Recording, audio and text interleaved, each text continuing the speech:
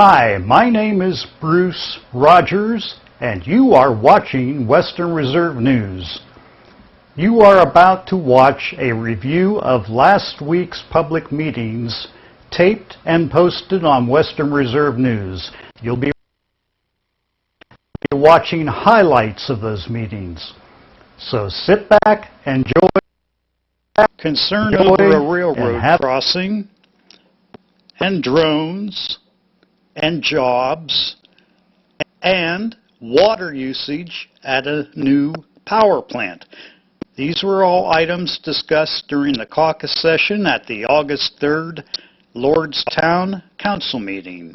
And here we go. Water sales to the power plant, I guess there's been a lot of people with concerns about is Lordstown not going to be involved in this water sales? In this water sales to the power plant, I mean, I know the mayor, even at that siting board hearing, was excited and stuff. Well, Warren has all the right to be excited because of the volume of water being sold, but Lordstown still, it's going to be handled the same way GM is. It's going to be handled the same way Metalco is. Any business that's on the Warren system, Lordstown still gets money for the water sales. We actually sell the water to the power plant, and Warren supplies it.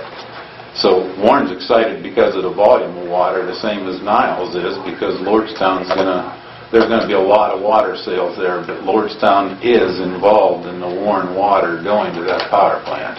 I just wanted to clarify that. Meander District's excited, Niles is excited, and Warren's excited because I don't know if people will realize the volume of water, but just take that great big General Motors Corporation over there, and this is just going to dwarf it. The volume of water that this plant's going to use. General Motors gets approximately 700,000 to 800,000 gallons a day, and this plant on an extremely hot day like we've had could be pushing 5.5 million gallons a day.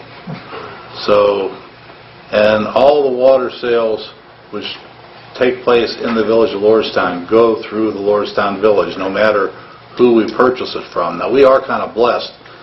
We're tied into the Warren system, we're tied into the Niles system, we're also tied into Newton Falls, but usually, if anything, we'd be shoveling it that way rather than coming this way. But, you see everybody out west, and they're talking about they're parched, they have no water. I mean, that's one thing this area does have is a lot of water. Both Warren and Niles, this is not going to be anywhere near maxing out their capacity.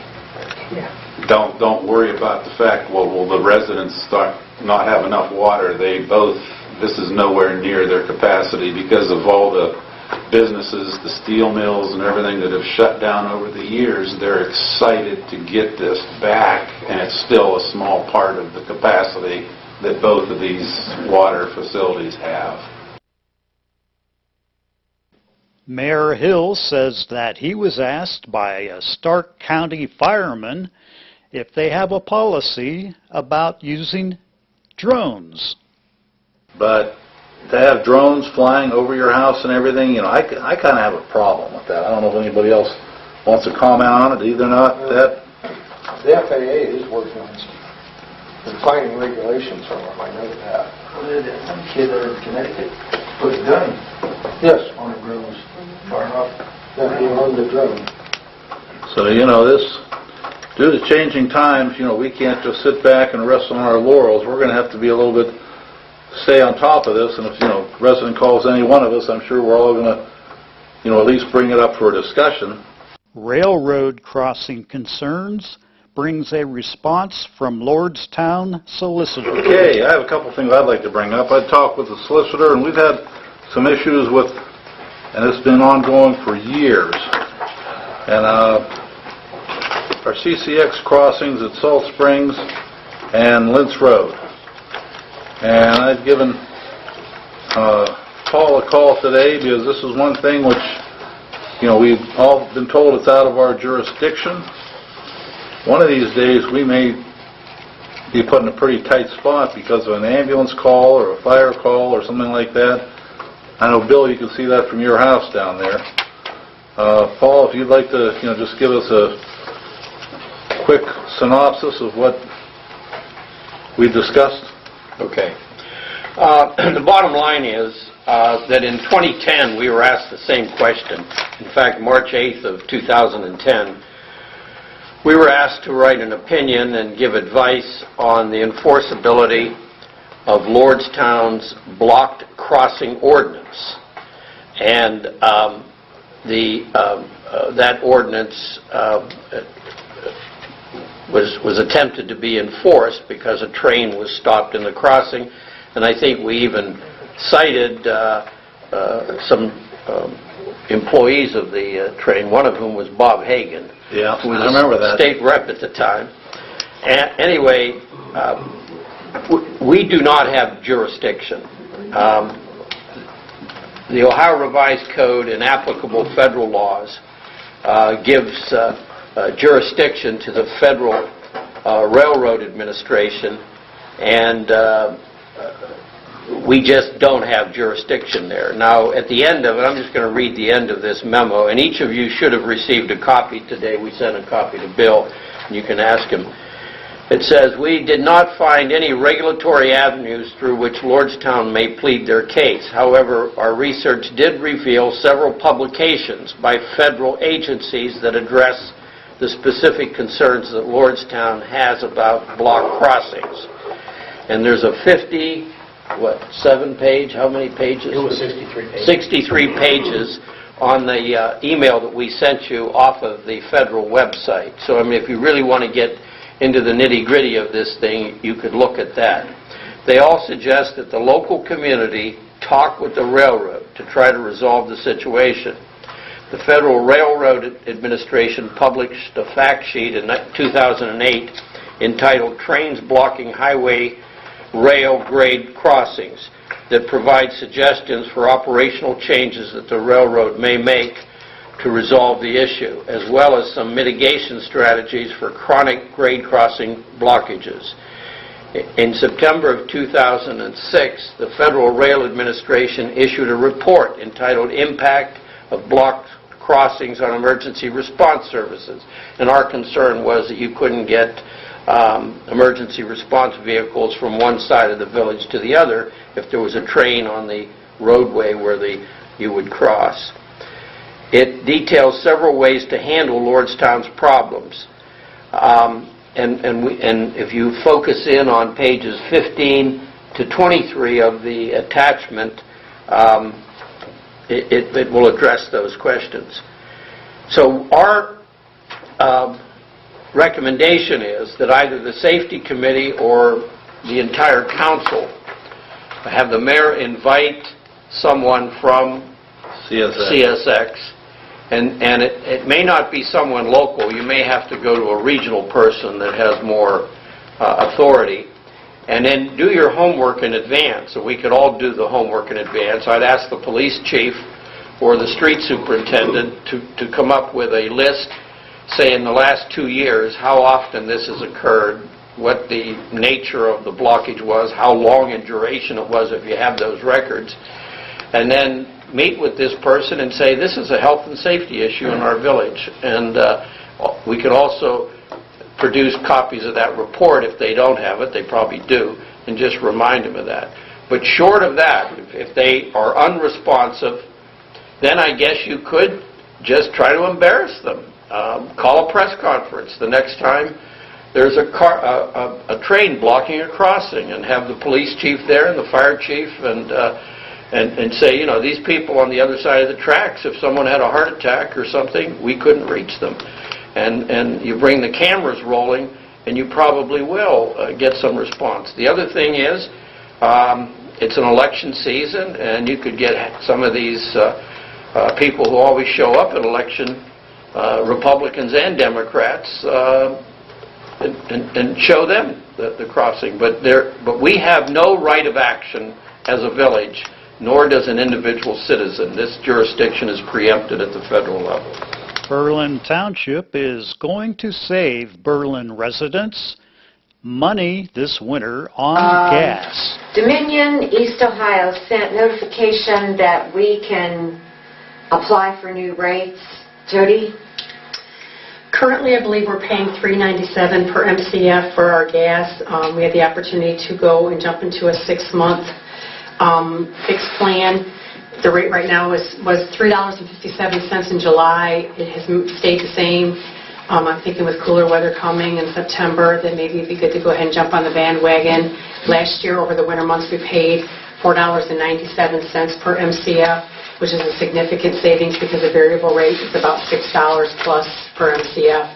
So we are saving a lot of money by going with this plan with them. And at Poland's Tuesday Village Council meeting, the topic continues of what to do about the ash trees. And one more point about harvesting the trees. I am certain that if you went in to harvest all the trees, as has been proposed, all the dead trees, marketable dead trees, that it's going to be devastating to that forest. You don't take... Pardon? We're not going to do that. Okay. Because as Joe pointed out, that's at least 6% of the forest and probably more, and you're going to drag these 3 or 4 ton logs through the forest, through the brush and the wildlife and everything that's there, and you're going to drag them to a major road. There's only a couple major roads to go to. It'd be devastating. And what's the question, please? Well, actually, we're always teetering on this. We don't really want to talk about the money. Money is the bottom line, hard fact, that the village doesn't have the money to take care of that like it's a park. It shouldn't be taken care of as a park. And I would argue strongly that if it were taken care of as a forest, the maintenance costs would go down. As I think you mentioned earlier, that if it were left by itself and nobody went there, there would be no maintenance costs. The forest maintains itself. The only energy input to it is solar energy. The energy flows through it and the nutrient cycle within it. It's only because we put trails in there and we want to walk around in it that there's a cost. And that cost could be minimal if we minimize our maintenance on it. We have always had problems. And monetarily, when they sold 680, we were supposed to get $60,000, or half of that was supposed to get $30,000. We never did. So we've been just running. We've been working well, I think, with the village. When the fire department wanted to do a mock run with the ambulances, take maps back and say, oh, somebody just fell on Gutnick Trail, we said, that's a great idea. So I think we work well with the village. I don't think we're trying to cause any problems. But the problem right now are the ash trees. And my concern is for people, but then you also have to think about things. When we were back there on Friday, there were several big ash trees right beside the sycamore, which is like a sacred tree back there. And if it fell, it'll probably take part of the sycamore down, the big hollow tree. So it's not just, it is people, but it's also maybe the Mossy Bridge, the pavilions, the sycamore tree. Those would be my concerns. And Kevin Woolweaver was sworn in as Poland Village's newest policeman. I, Kevin Woolweaver, do hereby swear that I will support the Constitution of the United States. I, Kevin Woolweaver, do hereby swear that I will support the Constitution of the United States, the Constitution of the State of Ohio, the Constitution of the State of Ohio, and the Constitution and ordinances of the Village of Poland, and the Constitution and ordinances of the Village of Poland, Mahoning County, and that I will faithfully, honestly, and impartially discharge the duties of patrolman of the Village of Poland during my continuance as a patrolman of the Village of Poland. Congratulations. Thanks, sir. And winding up the WRN meetings this week is Western Reserve Local Schools. At the August 6th Board of Education meeting, the board was told to go and see the reworked track. And here we go. The track itself is finished. I've had issues with people doing the fence, and so has the track company, and said this is the first time they've worked with them, and it's the last time they'll work with them. Really? I said today, I think they've made they spent more time making trips to and from Columbus than they've actually spent on the job here. It's just very inefficient, very poor workmanship. What we're waiting on, in case you hear anything tomorrow at the game, if you're here or whenever in the next couple of days, we got new black pipe covering the new fence. The new fence is up. It's all, finally, they put it up today. But they didn't have the new black stuff. Now they're supposed to, they wanted to use the old black stuff, and I said, well, I'd rather have the new black stuff. They said, well, for safety reasons. Okay, put the old on for now. Well, they're about 30 feet short, because remember, we moved the fence post out a little bit, so now that arc is a little bit longer. So I took pictures and sent it today. They said they're going to pick up the stuff and be here tomorrow to put it on. I just told him, I said, we've got a beautiful track, it's striped, it looks great. You walk on it, it's like it's softer than walking on this carpet, I think. Wow. And I said, it's a half-finished job. So, we threatened to penalize them because the deadline date was August 3rd. I really don't want to do that to the fence company because they did everything. The guy that striped it was here Sunday striping it. But it's gorgeous. So if you get a chance, go out and look at it. I think they did a great job, and just a poor choice on their part, subcontracting. But they're really concerned. They want to maintain a good relationship with us, with the 5-year warranty that we have on the track and the post. So we'll work it out. Using Berlin Township equipment and Berlin's roadman Kevin, the cracks in the parking lot are going to go away. So they're right on the ball. Yeah, because last year they did it. Well, we didn't get our final report until right there. Last year they were here on Christmas. We ruffled a few feathers, and we'll probably have a report by Christmas this year. We worked out an arrangement with Berlin Township. They have a piece of equipment for in the asphalt, some of the cracks that we have. They have a piece of equipment, and we're going to basically pay Kevin Wyndham to be here to operate that equipment, a couple of our people. So we're looking at about $1,000 to repair the cracks in the asphalt. I'm going to start that Wednesday morning. So that's kind of something I thought if we can get that done this year, then next year look to seal coat, and restripe, kind of keep the blacktop area as good as we can. So that's a step that I think is very urgent. If we get another winter like we had with the freezing and thawing, and it's amazing some of the cracks that we have with that only being 4 years old.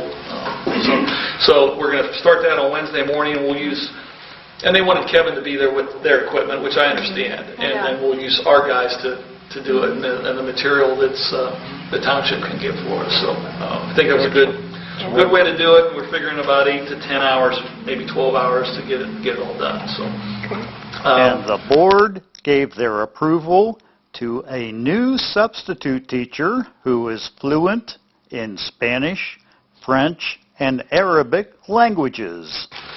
It is recommended that Kabira Zerdu